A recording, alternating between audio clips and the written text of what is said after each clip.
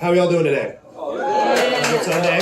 It's almost June, you know? Yep. It's getting hot, which no one in Arizona likes, but it's what we live with. So, We're still here. all right. Jarrod's is a kind of very influential place for me. I haven't been here a whole lot of times, but this place is where I did my first slam. It is one of the first open mics I've ever been to, and it is where I'm having my first feature. So I want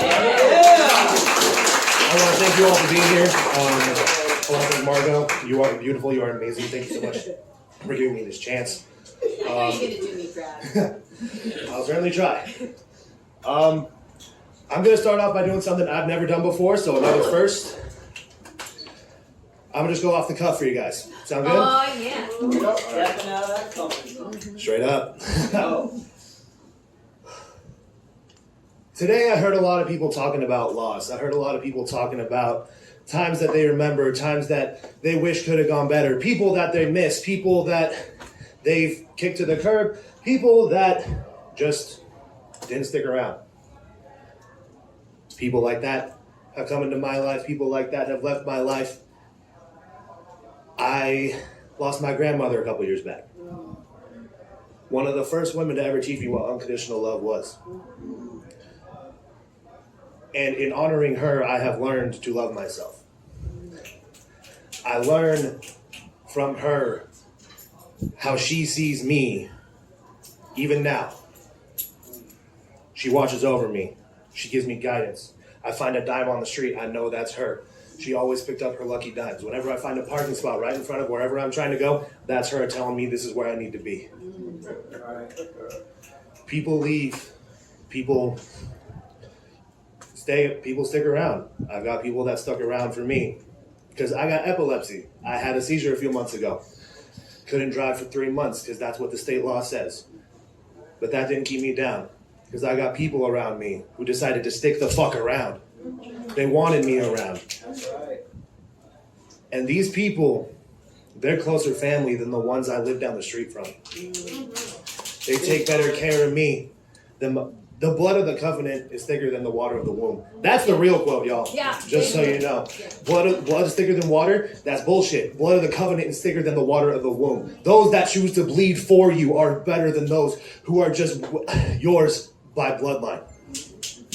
Just because you came from them doesn't mean you owe them anything. Just because your blood doesn't mean you need to bleed for them. Yeah. Give to those that want you around. And keep those around that want you around. Yeah. Do for those that do for you. Yeah. Take care of each other. That's what we gotta do. There's too much us versus them talk. There's too much I and not enough we. Right.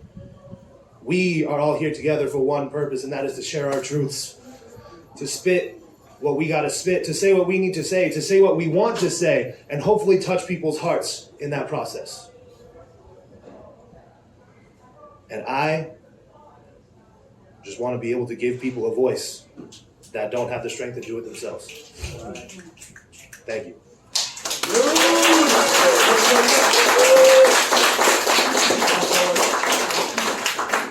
Now to get into stuff that I wrote a while ago. This is a look at my complex mentality. I scream into the void where we find life devoid, love destroyed, nothing enjoyed, hatred employed, and myself, frankly, I'm fucking annoyed. I pray to God, Allah, Muhammad, or really anyone that will listen, seeking forgiveness for my sin and all the ones that have been made to be gentle, forced to be strong, wanting to sing songs, but no one else sings along. I offer my sanity to save those around me, try to let my hero complex savior mentality save your mentality. Yet prove myself not to be a hero, and it's not complex. Seeking love to extinguish the rage inside. Yet when people get tired of Jekyll, they bring out Hyde.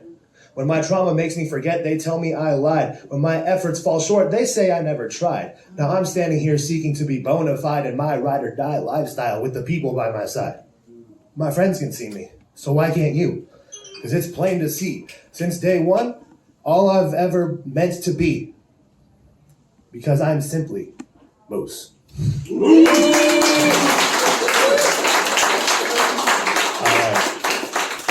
So, how many people are at Jarrod's for the very first time? Oh, wow. Yeah. First time and last time, unfortunately, at least at this location. But you know what? It's going to be a good time. We're having fun anyway. It's great to see new faces, great to see new people, you know? It's what we're all about. Now, how many of you have troubles? I should see every fucking hand up right now. Yeah. Everybody's got shit. Come on, come on. All right, everybody's got it, right? Man, how many of you have ever heard, well, at least you're not going through what I'm going through? It could be worse. You know, there's starving children in Africa. Yeah, but, you know, my fucking flat tire doesn't have anything to do with that shit, Susan. Right? Right? I'm late for work. They're dying. I understand that it's two very different situations, but what is a mountain to others is a molehill to other people. Right? Yeah. Right? Just because my struggles are crippling me doesn't mean that they aren't struggles. They may be easy to somebody else, but they're still struggles. So this is what I call troubles. I stand before you, battered, broken, beaten, and bruised. Like a noose around my neck, the stress of my fight is getting too tight. I'm choking. Try to let out a word, a yelp, a single sound to signify that I need help. But the words are trapped inside. The only one who can save me is myself. I accept the love I think I deserve. Every word people say feels like it's meant to strike a nerve. And every time I get in my car, it's a fight not to swerve into oncoming traffic, where the collision is inevitable. The force is so disastrous that death is unavoidable. It would seem I'm destined for ruin. I'm inconsolable. We all know the term a troubled artist, right? Well, those of us with troubles are no stranger to mental struggles. Some of us hide it in our shadows. We tell ourselves to leave the past behind. Don't you dare let it follow. Yet some of us, myself included, wear our pain like a badge of honor, offering up our sanity, ranking ourselves second best, our hollow, desolate, barren chests, the empty chamber that reminds us best, reminding us of the beat of our long-lost hearts. The rhythm was sweet. The word love was turned obsolete because no word yet written could match those feelings that swept us off our feet, addicting us to each other too quickly that we can't see the poisons seeping in. It's invading our veins too swiftly. It's effectively infecting. These influences that we subject ourselves to can come from all around us, especially those that are closest to us. Our families are the first ones to influence us. People argue nature versus nurture, but in an urban jungle, how much can nature really shape us? Nature sets the groundwork, but nurture sets the stakes. Am I a product of my environment, or am I a product of my family's mistakes? Am I troubled, or am I in trouble? As my family home is reduced to rubble by the shaking of the foundation done, as I break a generational curse by choosing to love myself instead of spread more hurt. It's hard work, but it's worth it. We need to change, and to change, we must accept our shames and not treat them as something to be afraid of, but something to adapt, learn from, and overcome. I'm more than a product of my environment. I'm more than where I come from. I'm more than my split household. I am more than my father, my mother, myself. I am more than my labels, and I am more than my troubles. I am pristine, lying in the rubble of the walls that I've built to keep hate out. These walls did not repel hate. They brought it back stronger and locked it up inside. The only thing successfully driven off was love. Love that I refused from my partners, my family. Love that I refused to even give myself. And now refusing love is something I will no longer tolerate. Because I have been starved of love. Because I turned away those that offered it. I will no longer hide behind these walls of self-isolation because no outsider can tell me how to let my light shine brighter. I'm a motherfucking fighter. Yeah, buddy. I won't back down. Not anymore. Not to any clown this world tries to throw at me. I am more than my labels. I am so much more than my troubles.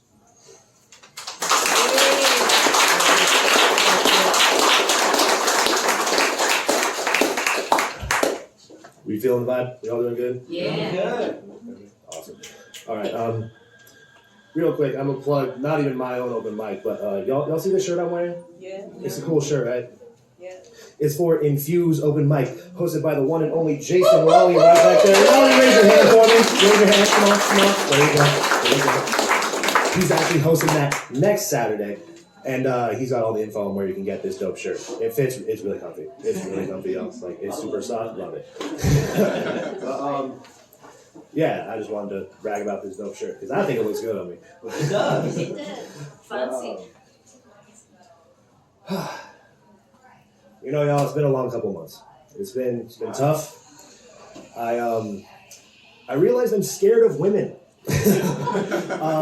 That's on trauma.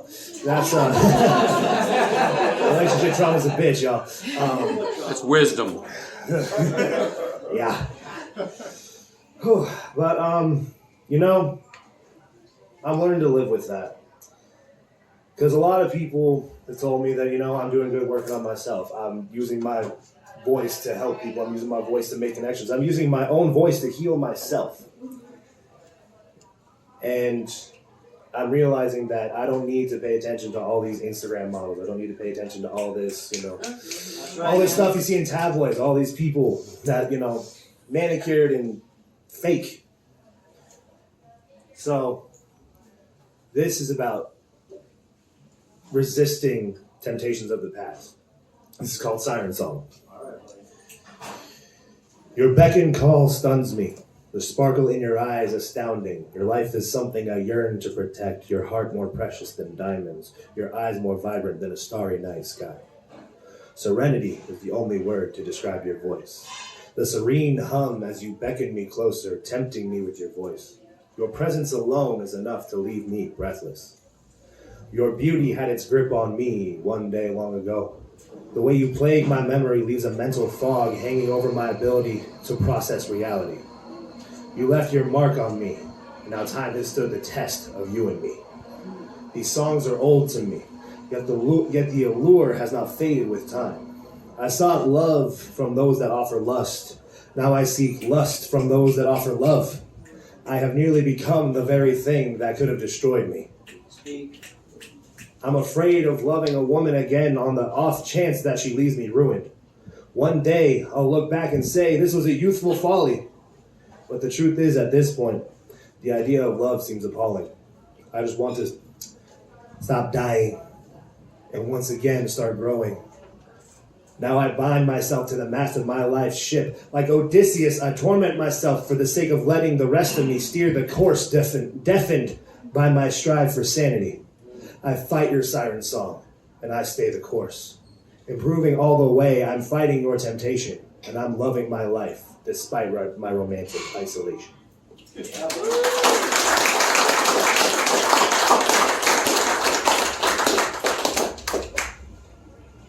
I have had a lot of influences in the not even year that I've been doing open mics. I started back in September.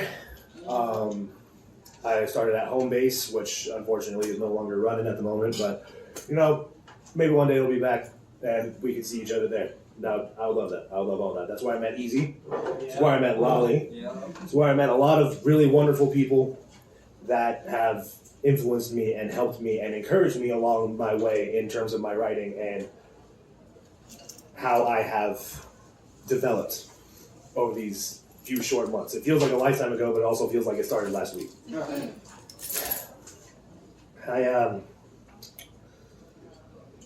One thing that has stuck with me is being honest, being vulnerable. And I'm a big dude, right? How often do you see someone my size talking about emotions and trauma and hardships and shit? It doesn't happen very often. Because what does society tell men to do? Man the fuck up. Tell us to bottle it up. Tell us to sit the fuck down and just do and put our nose to the grindstone, right? Well, that's why chivalry is dead.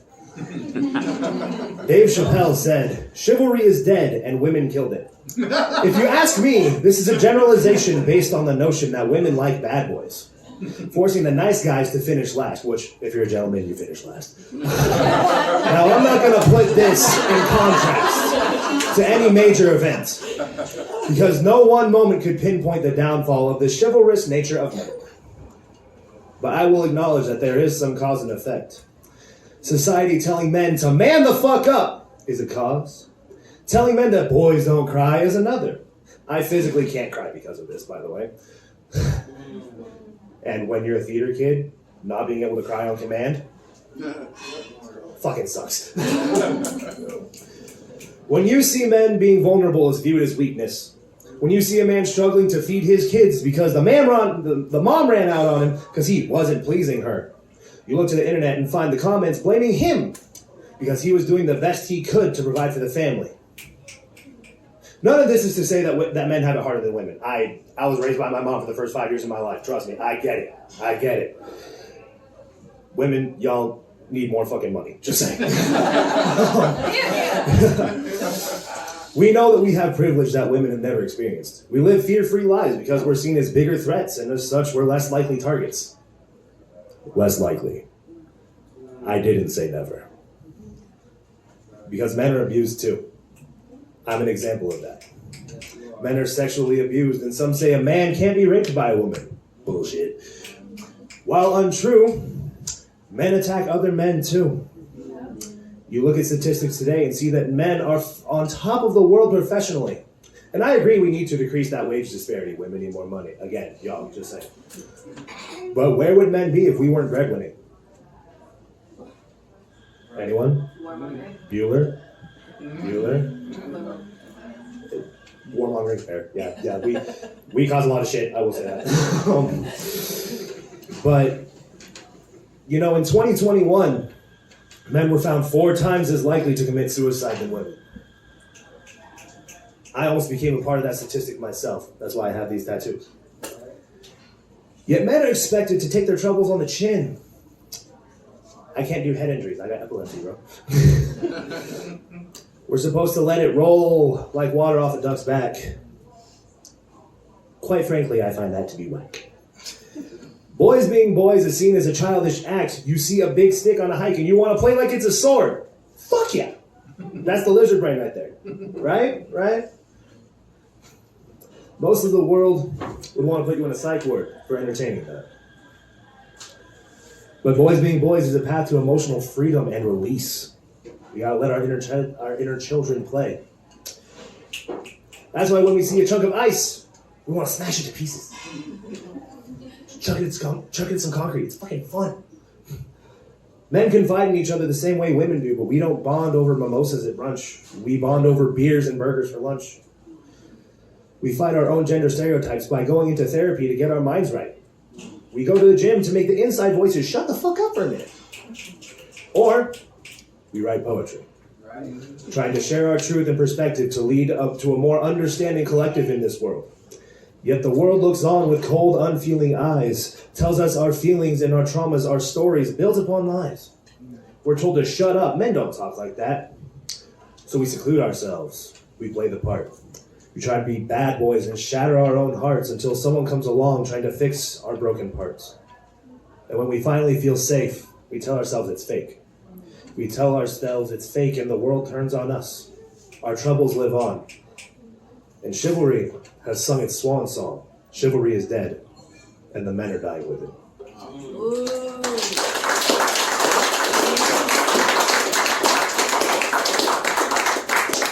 I like to kind of toe the line with that one, bounce between happy and, serious, because we can have fun while also being serious. We take ourselves too seriously, we forget how to have fun. Gotta let our inner children play. I've got a couple that I've recognized over the past couple months here. One is a lot more angry than the other. The other likes to be left alone, prefers to be left in the cold. Yet the other one is quite literally Dante's Inferno. Because his name is Dante, and he is my Inferno. It sucks. It really sucks when you don't know how to talk to your own self. It really sucks when you don't know how to open up to the closest people around you.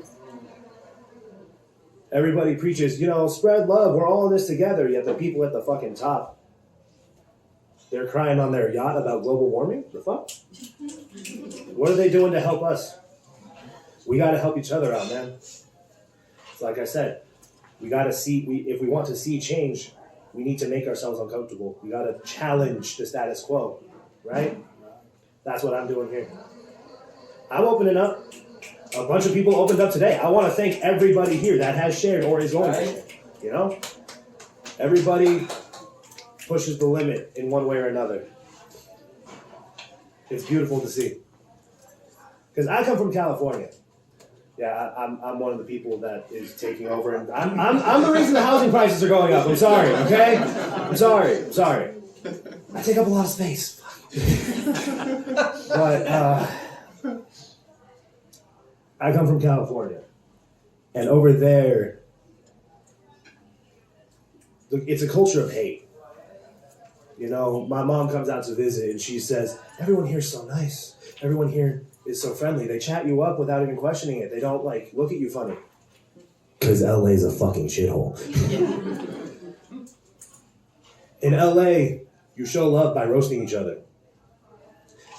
Like, no, I'm not gonna roast any. Don't worry. I'm not gonna go there. I don't do crowd work. That's Matt Rice. That's not me. This is about positivity, right? We're supposed to build each other up. I'm not gonna bring y'all down right now. But at the same time, I gotta acknowledge my roots. So this is called roots. Where I come from, when you walk down the sidewalk, you see roots coming up from underneath. You see weeds sticking out of the cracks. You find trash, debris, and even homeless sleeping in the streets. I come from the West Coast, from SoCal, from LA. I come from a place where hate is homegrown and animosity is freely given. For being the Sunshine State, there's a whole lot of shade being thrown. People fight for things they don't need and give up on the things that give them life. People strive to be things that could get them thrown in the pen. Boys just trying to be something more when they're just struggling to be men. Women trying to stand up for themselves, yet find in this world only sex sells. That city is filled with turmoil, and to the victor there are no spoils. Treating women like they're trash, forcing men to put on a mask, telling everyone they matter. But don't be late on rent, or they'll serve you up on a silver fucking platter. To that city, your 3 jobs don't matter, because taking home 6 figures is a joke. When you go to play first person, hey man, that city tied the rope. That city is the same as this world that breeds trauma, hatred, and violence. It chews up and spits out anyone with a conscience. It's a bunch of nonsense, but it's where I come from nonetheless. I was planted in the city of angels, but I uprooted myself and found a new place to break ground. A place where the buildings and smog don't block out the sunlight. A place where a soul can be shown and shine bright. Where a heart can find love and take flight. A place with no plight, a place that feels right, and that's all mine. This place is with my family. As I mentioned before, my brothers and sisters in the blood of the covenant. I've got strong bonds to my relatives, and I love them all. But the people I chose and still choose are the ones that on a daily basis help me stand tall. If I fall, they catch me. If I give up, they don't let me. They help me be my best me. They keep my heart full, not empty. They get me. They respect me. And people that cross them resent me. Because I'll fight for my family like it's Fast and Furious. Don't think me delirious. When I say I die for them, it's serious. But the best way to honor them is to live for me. I defy the city where I was born by living my life in honor of the ones who helped me save it.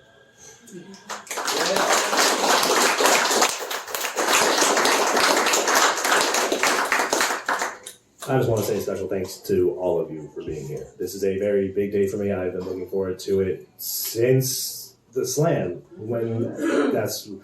I left the slam. I didn't advance onto the second round. Damn, but it was my first one, so. Yeah, and you went first. Yeah. I didn't get to feel, energy swell. The score creep's a thing, guys. But I got in the car, and as much as I was like, you know what? That sucked. I wish I did better. That day was still a huge fucking W for me. Because I get in the car, and I have a voice message from the lovely Miss Margot here, offering me a feature spot for today. So, it all worked out, right? Yeah. I got to try something new, and I was rewarded for it.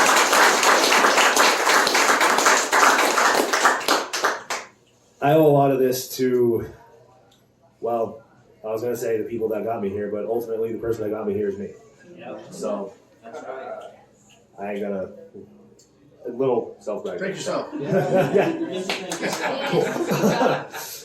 But honestly, it wouldn't happen if it weren't for Margot's support, for Lolly, Mike, Easy, Amara, Steph, Tyler, everybody that's fucking here right now. Eddie. Yeah.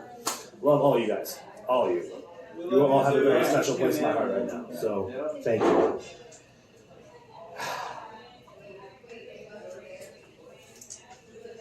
I want to leave y'all with a more upbeat piece from myself. Sorry, I didn't prepare a set list because I just kind of wanted to go off the vibe today. All right, here we go. This is, to kind of wrap things up here, this is wisdom from a kid. If you talked to me a year ago, this is what I would have spouted out of my 22-year-old ego. Yes, I'm 23. In life, you either get it right or you're left out. Life was filled with fear and doubt, couldn't find a way to bring change about. My existence seeming like it wasn't paramount. People thought I was faking just to chase clout. Almost blew my motherfucking brains out, but I bailed out, and I'm lucky to still be standing here after I found something else out. In everything, there is more. I will say this once again. In everything in life, there is more. There's not just order and disarray. Truth isn't black and white, it's an area of gray. You don't show humanity by putting on a brave face. You show humanity by being humane to your fellow man. Everyone says love thy neighbor, but who's going to initiate? Why not be the first to ingratiate your fellow man? Because fighting each other is a fucking bad look, man. If you're fighting change, you're fighting peace. I will say this once again. If you are fighting change, you are fighting peace. That's what I had to do to see the world the way I do today. I don't see myself as strong or attractive or massive because I feel weak, ugly, and small. But just because I don't see it yet doesn't mean I won't one day be it. Again, I'm a motherfucking fighter. I don't fight peace, I fight myself. The past me who wasn't trying to better me. The me that was looking to the past wishing things never changed. The me that never wanted that one girl to leave. The me that still wishes I lived in Cali. But now it's different. I look back on it fondly for the lessons it taught me. But it's not as grand as the possibilities laid out in front of me. I've survived things that have ended others, and so far I've proven I can't die. So clearly there's something more for me in life. And my past is not what I'm defined by. Everyone makes mistakes. It's called being human. There's no reason you can't be better and grow. Because life isn't something that gives you one chance to get right. Some people fucked it up bad, and that's tragic. But if you're still breathing, then you are still capable of receiving blessings. You are still capable of learning lessons. But the most important lesson is to love yourself. But that is just some wisdom from a kid.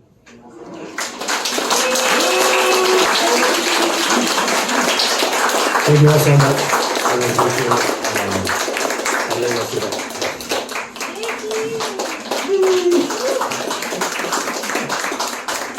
That was awesome. God, you're so tall. That was